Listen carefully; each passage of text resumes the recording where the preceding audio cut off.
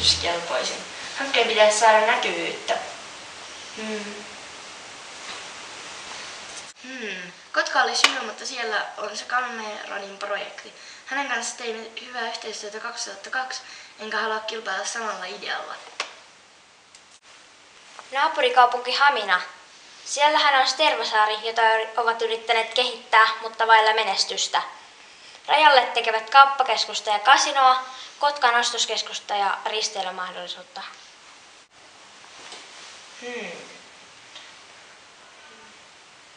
Korkeatasoisia vapaa-ajan asuntoja meren rannalla Haminaan. Sellainen hanke ei kilpaile muiden kanssa.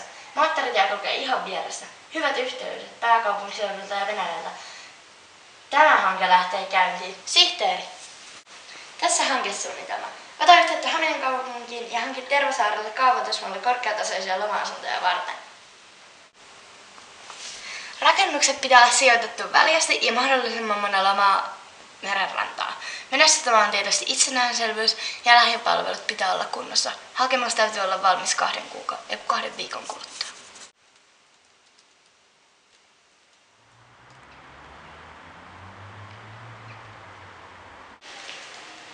Rutiiniasioiden lisäksi on tullut hakemus. Kansainvälinen kehittäjä Julia Metzdorf on lähettänyt meille hakemuksen. Hän haluaa rakennuttaa Tervasaareen korkeatasoisen kansainvälisen loma-asuntoryhmittymän. Vaatimukset ovat aika kovat sähkönjakelulle, tieto- ja viestintätekniikalle, ylipäätään huoltovarmuudelle. Rantaa pitäisi myös ruopata oikein reilusti, ettei ole tilaa isoille veneille ja uimarannalle.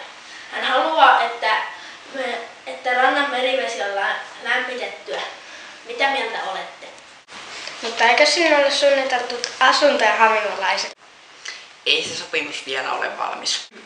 Mutta jos ne ovat loma-asuntoja, maksavatko kukaan veroa Haminaan? Noita kuulla maksaa.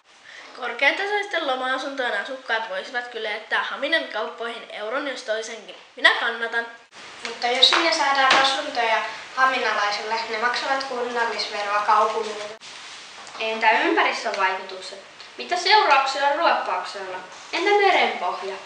Mielelläni on ollut vuosia verkot siinä lähellä aina kutuaikaan. Miten ruoppaus muuttaa kalojen kutualueita? Lämmitetty merivesi uimarantaan.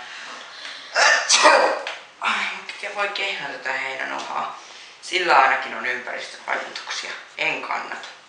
Näkisin, että asiasta on nyt keskusteltu ja esitetty kantoja puolesta ja vastaan. Äänestämme, käykö käsiennostoäänestys? Kuka kannattaa kaavoittamisen aloittamista Julia Metzdorfin hankkeen tarpeisiin? Katsotaanpa. Minä kannatan. Kuka vastustaa? Jaha, kaikki muut. Lautakunta siis estää asuntojen kaavoituksen ja jatkaa laaturakentajat Oulun kanssa asuntojen rakentamisten valmistelua.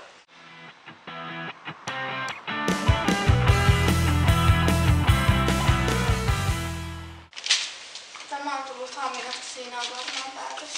Kiitos.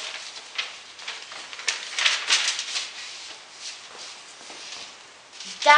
Ne tollot hylkäsivät kaavoitusrakennuksen. Haluavat Tervasaaresta kaavoitettavaksi asuntorakentamiseen. Ne typerykset eivät tajua mitään. Kanssani ei leikitä. Saavat vielä nähdä.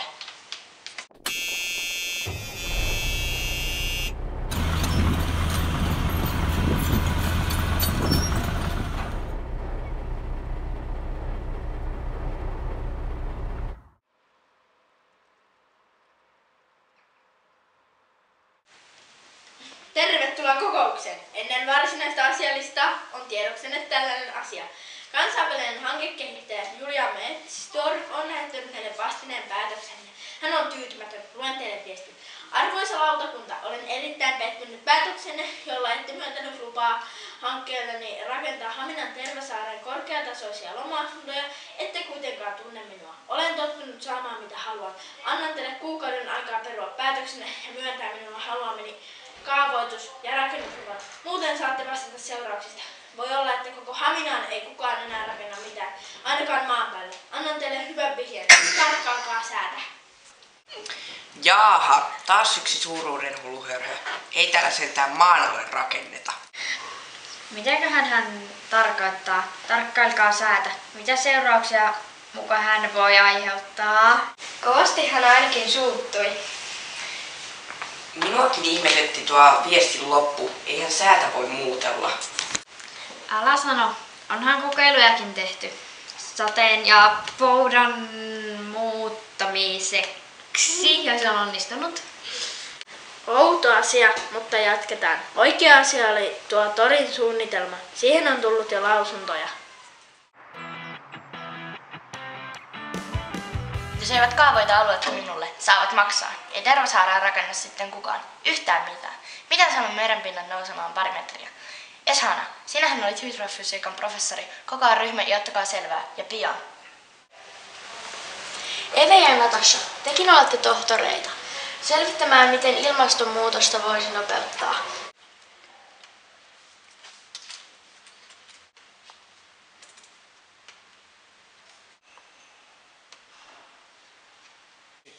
Halvatun tollot, minua ei estetä. Oppivat kyllä mitä siitä seuraa. Minua ei estetä. Typerykset, lot ja uudet, karvakorvat, megamulomaanit, putkisierain lepakot, ektoplasmamaat, mullisaukon pojat. Katsokaas tuota, lämpötila maapallolla on noussut 100 vuodessa asteeseen. Se ei tunnu paljolta, mutta suurimmat muutokset keskittyvät napoalueelle. Napajäätiköt alkavat sulaa, ja rannikkojen suurkaupungit uhkaavat jäädä meren alle. No se taitaa olla juuri sitä, mitä Joloja haluaa. Mikä sen aiheuttaa? Syynä on hiilidioksidin voimakas lisääntyminen ilmakehässä. No mikä sen sitten aiheuttaa? Fossiilisten polttoaineiden liiallinen käyttö. Miljoonien vuosien aikana kivihiilen ja öljyn sitoutunut hiilidioksidi vapautuu ilmaan vain noin 100 vuoden aikana. Tätä on sanottu myös kasvihuoneilmiöksi. Hiilidioksidin lisäksi lämpenemiseen vaikuttavat muun muassa vesihöyry, mataani ja otsoni. Perussyy on siis hiilidioksidi. Sitä muodostuu liikaa ja ilmasto lämpenee. Napajäätiköt sulavat ja merenpinta nousee jopa metrejä. Pääsemme tavoitteeseen, kun kiihdytämme tätä muutosta. Mitä konkreettista keksimme? Minulla on yksi ehdotus. Tunnen autotehtaan johtavan insinöörin. Hän varmaan mielellään keksii jotain. Kasveista tulikin mieleen. Tunnen yhden tutkijan Saksassa, joka on töissä rikkaruohomyrkkytehtaalla. Heillä on todella voimakas myrkky. Pyydän häntä muokkaamaan sitä hieman. Voisimme levittää nestettä lentokoneesta pilviin. Sateen mukana aine joutuu kasveille ja alkaa kuihduttaa niitä. Näin hiilidioksidin sitoutuminen kasveihin ja maahan vähenee ja pitoisuus ilmakehässä kasvaa. Lentokone. Voisiko levittää ilmasta jotain tummaa jäätikölle? Silloin ne eivät enää heijasta auringonvaloa takaisin, vaan absorboivat fotoneja. Katsotaan vielä tätä kuvaa. Kyllä, tämän perusteella ideoillamme tulee olemaan toivottu vaikutus. Sitten töihin.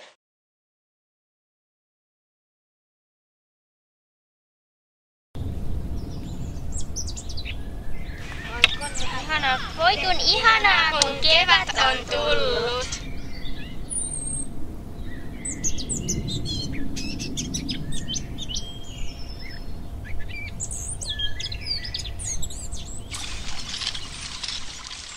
Mennään tutkimaan kevättä.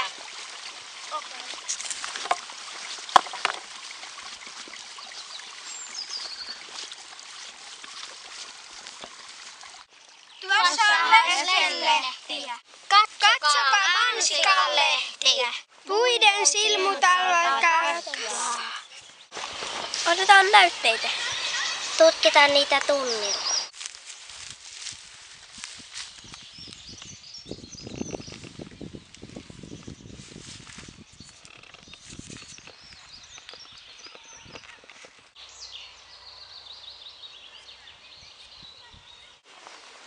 Otetaan kuusen oksasta näyte.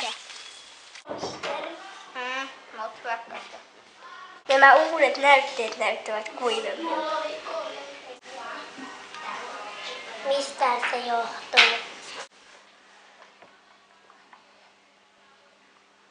Tässä näytteessä on selvästi ruskea. Se on kuivunutta. Ihan kuin toi helikopteri tuolla kylmässä jotain.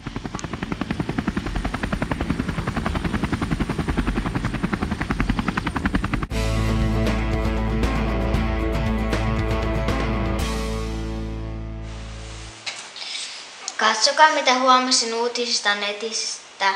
Haminassa ihmetellään meren korkeusvaihtelua. Onhan tuo kummallista. Onkohan se jokin merkki ilmastonmuutoksista?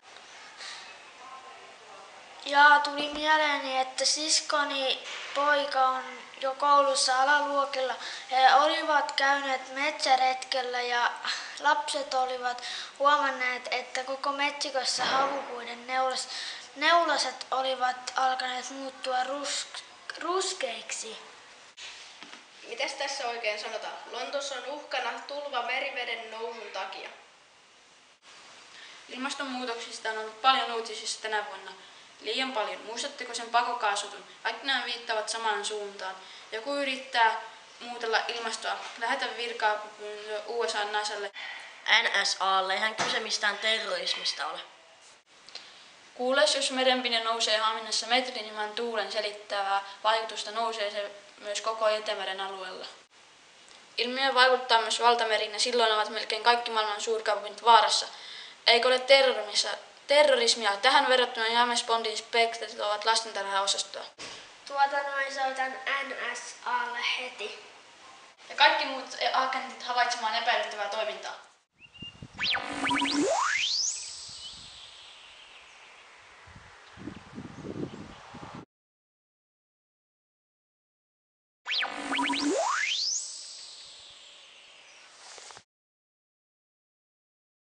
Miltä vesitutkimus näyttää? Vesinäytteissä planktonin määrä on kasvanut. Miltä NSA:n viestinsä skannaus näyttää? Viestintäyhteydet vaikuttavat melko hajanaisilta. Niitä on liikaa. Laitan NSAlle, että suodatusyhteyttä täytyy tehostaa. Ihan niin kuin kevät ei etenisi ollut. Tuo luikas on ollut tossa jo 2 viikkoa. Tuntuu, että ilma kylmenisi koko ajan. NSAlta alkoi tulla raporttia. Valtava erä tummaa jauhetta. Kari, kysy siitä. Onko DHL saanko kansallisvälisistä kuljetuksista vastaavalle kiitos? Onko teillä ollut hyvin suurta jauhekuljetusta Saksasta Islantiin?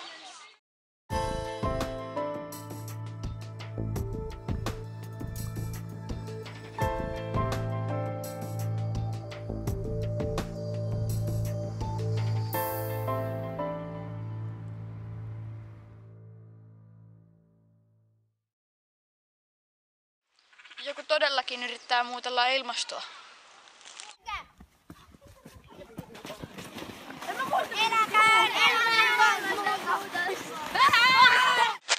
Se onnistui!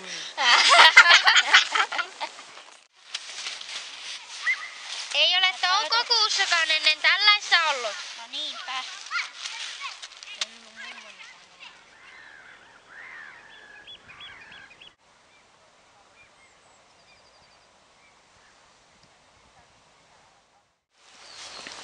Hyvin meni harjoitus. Saimme aikaan takatalven.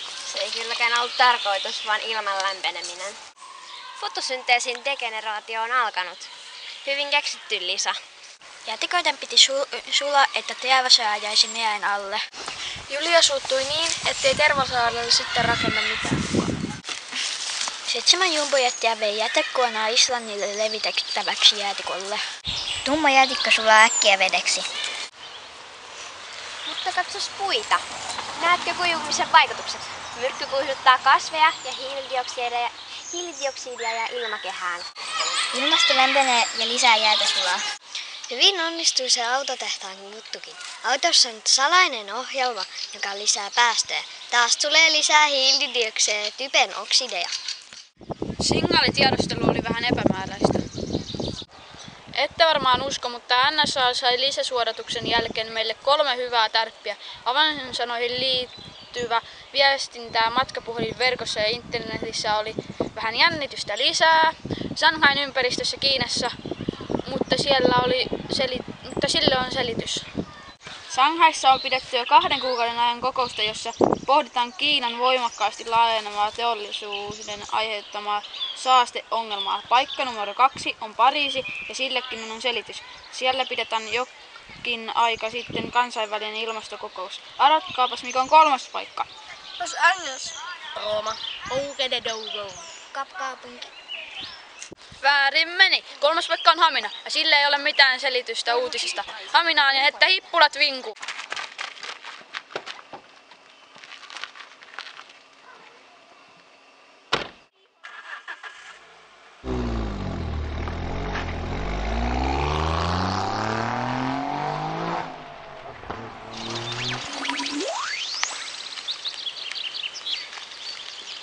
Ne ovat Apinalaaksossa.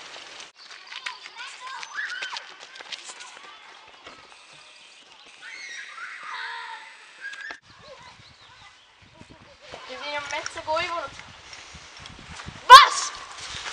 Ja!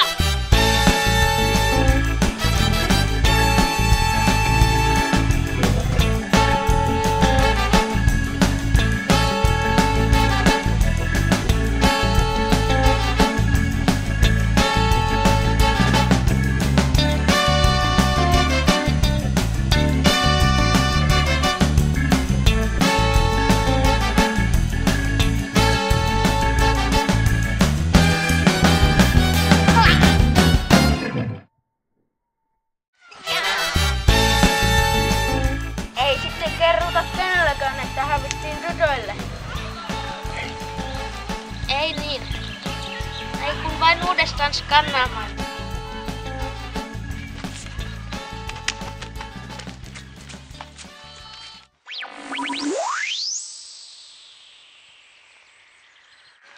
Laitan koordinaatit Keutatan, jotta löydämme heidät.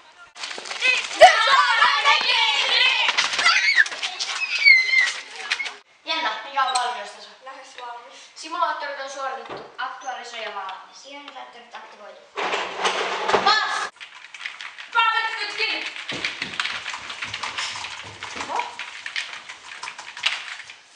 Nyt jäitä kiinni!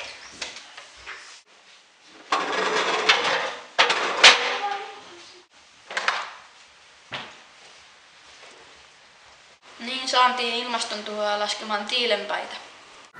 1, 2, 3, 4,